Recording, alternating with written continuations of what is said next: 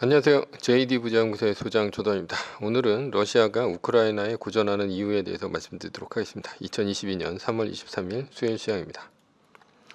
유튜브 멤버십에서는 최근 JD 부자연구소 투자 현황 및 자산 현황에 대해서 알 수 있습니다. 관심 있으신 분들은 동영상 아래 댓글 링크를 참조해 주시기 바랍니다. VH체인저 1,2권이 절찬리에 판매 중에 있습니다. 2022년 3월 JD 부자연구소 14기 공지를 합니다. 부동산 강의와 부동산 주식 강의는 패키지 강의는 모두 마감이 되었고요. 주식 강의만 이번 주 일요일까지 모집을 하니 관심 있으신 분들은 동영상 밑에 댓글 링크를 참조해 주시기 바랍니다.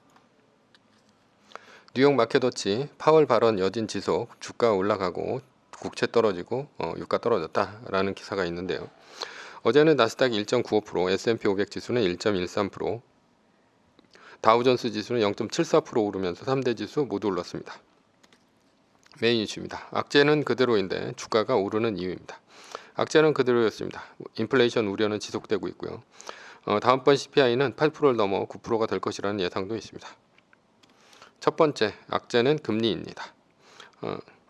파월 의장은 0.5bp를 올릴 수도 있다고 했습니다. 블러드 총재는 3%까지 올려야 한다고 한술 더 뜹니다. 이렇게 얘기하는 것은 초반에 올리고 인플레이션 기대의 심리를 잡으려는 의도가 있습니다.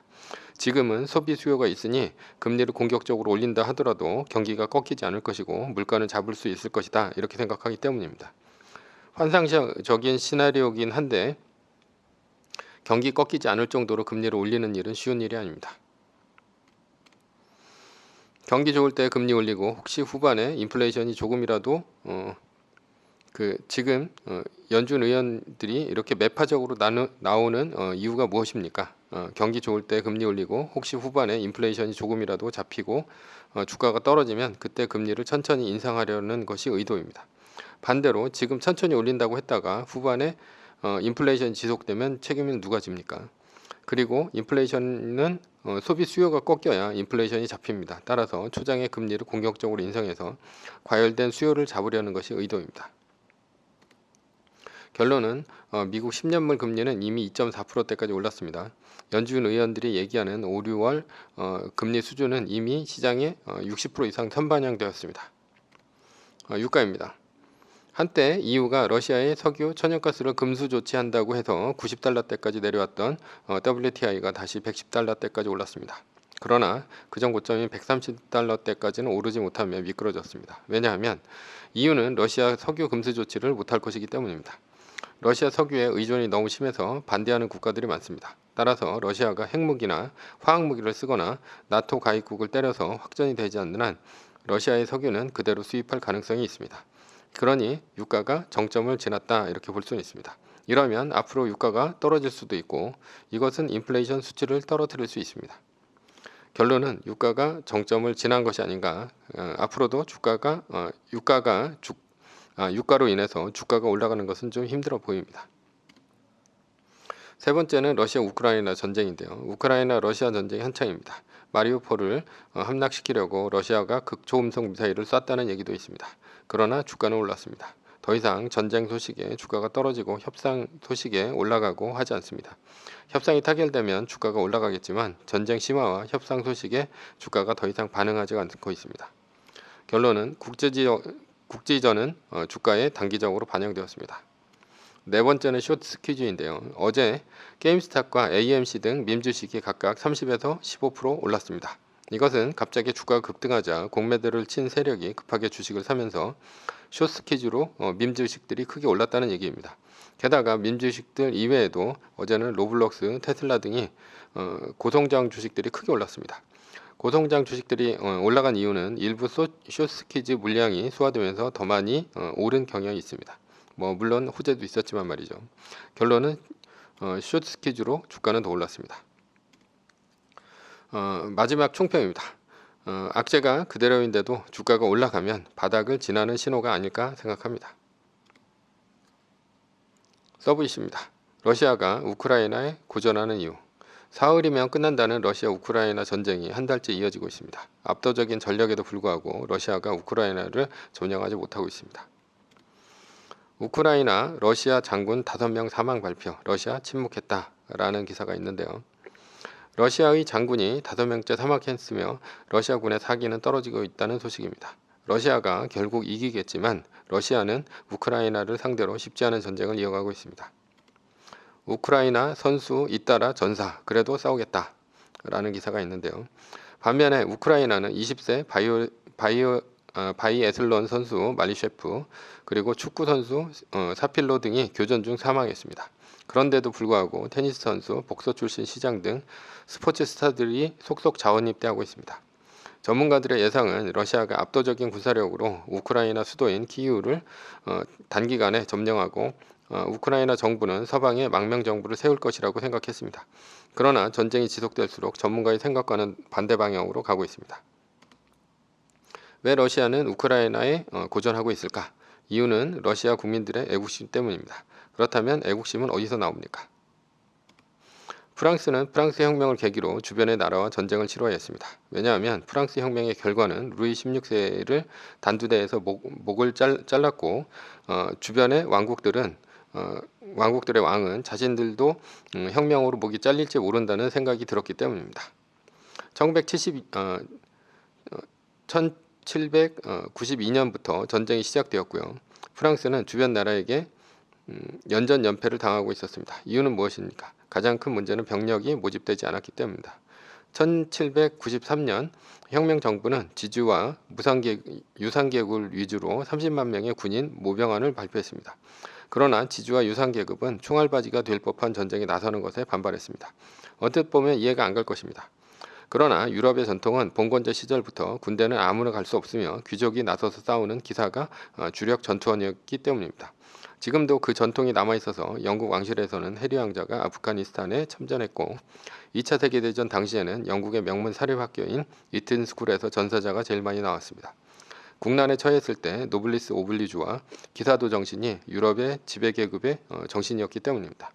반면에 유교의 나라 조선은 임진왜란이 났을 때 왕은 도망치기 바빴고 승려와 의병이 나라를 구했습니다. 노블리스 오블리주는 개뿔도 없는 나라입니다. 상황의 반전은 언제 일어났습니까?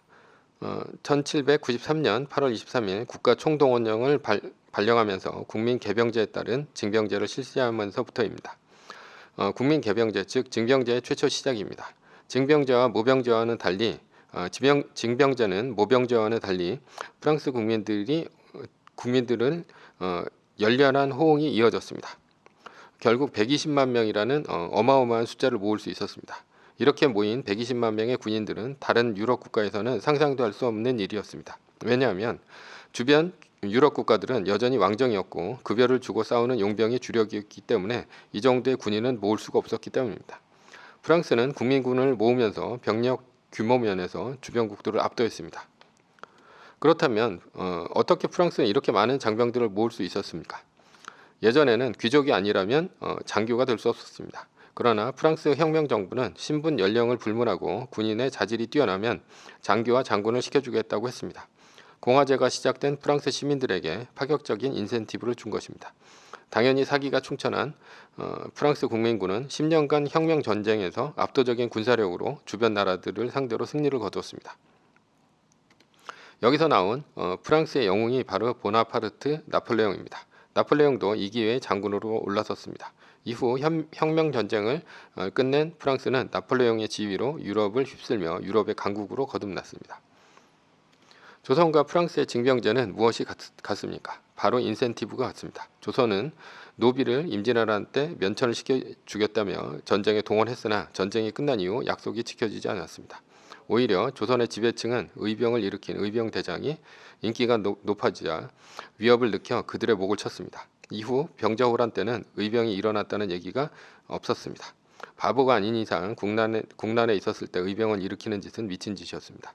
반면에 프랑스는 징병제와 평민이 장교가 될 수 있다는 인센티브로 나폴레옹이라는 영웅을 만들고 유럽의 강자가 되었습니다. 지금 우크라이나 러시아 전쟁에서 러시아는 왜 고전할까? 바로 명분과 사기 때문입니다. 우크라이나는 조국을 구하겠다는 사명감으로 자원 입대하면서 전력이 열세임에도 불구하고 러시아와 맞서 싸우고 있습니다. 반면에 러시아는 명분 없는 전쟁을 하면서 군대의 사기는 떨어져 있습니다. 용병과 달리 국민군은 사기로 싸우는 것입니다. 용병은 이기는 싸움에선 잘 싸우지만 열세인 싸움에서는 총을 버리고 도망갑니다. 돈보다 목숨이 중요하기 때문입니다. 그러나 국민군은 돈으로 싸우지 않습니다. 조국을 지킨다는 명분으로 싸웁니다. 그래서 열세인 싸움에서도 죽기를 각오하고 싸웁니다. 그래서 국민군은 명분과 사기가 중요합니다. 조국을 지킨다는 명분이 있으면 사기가 올라가고 사기가 오르면 목숨을 내놓고 싸우는 것입니다. 반면에 러시아는 명분 없는 싸움을 하고 있어 군의 사기가 떨어지고 있습니다. 한국도 중국, 러시아, 일본, 미국과 같은 강대국에 둘러싸여 있습니다. 한국 전쟁과 같은 위기가 다시 올 수 있습니다. 다음번 전쟁은 중국의 대만 침공이라고 하지 않습니까? 언제나 미국이 도와줄 것이라고 생각하면 안 됩니다. 미국이 이번 전쟁에서처럼 지원은 하겠지만 미군이 직접 개입은 안 할 수 있습니다. 미국이 개입한다 하더라도 베트남 전쟁에서처럼 남베트남이 싸울 의지가 없다면 결국은 패망하고 맙니다. 결론입니다. 우리나라는 우리만이 지킬 수 있습니다. 매뉴얼입니다. 세계 1등 주식은 전고점 대비 2.5% 떨어질 때마다 10%씩 팔면서 리밸런싱을 하다가 나스닥 마이너스 3%가 뜨면 말뚝을 박는 것입니다. 그러다 반등이 시작되면 V자 반등 리밸런싱을 하면 됩니다. 자세한 내용은 JD 부자연구소 다음 카페를 참조하시거나 동영상 밑에 리밸런싱 말뚝박기 댓글 링크를 참조하시기 바랍니다. 전제는 세계 1등 주식은 우상해야 합니다. 위의 상황은 매뉴얼일 뿐입니다. 따를 사람은 따르고 참고할 사람은 참고하시면 됩니다. 주식을 사고 파는 것에 대한 모든 책임과 이득은 본인에게 있습니다. 매뉴얼을 지키려면 머리를 쓰지 말고 머리를 쓰려면 매뉴얼을 지키지 맙시다. 오늘은 러시아가 우크라이나에 구전하는 이유에 대해서 말씀드렸고요. 지금까지 JD 부자연구소의 소장 조던이었습니다. 컨텐츠가 좋았다면 구독, 좋아요, 알람 설정 부탁드립니다. 지금까지 들어주셔서 감사합니다.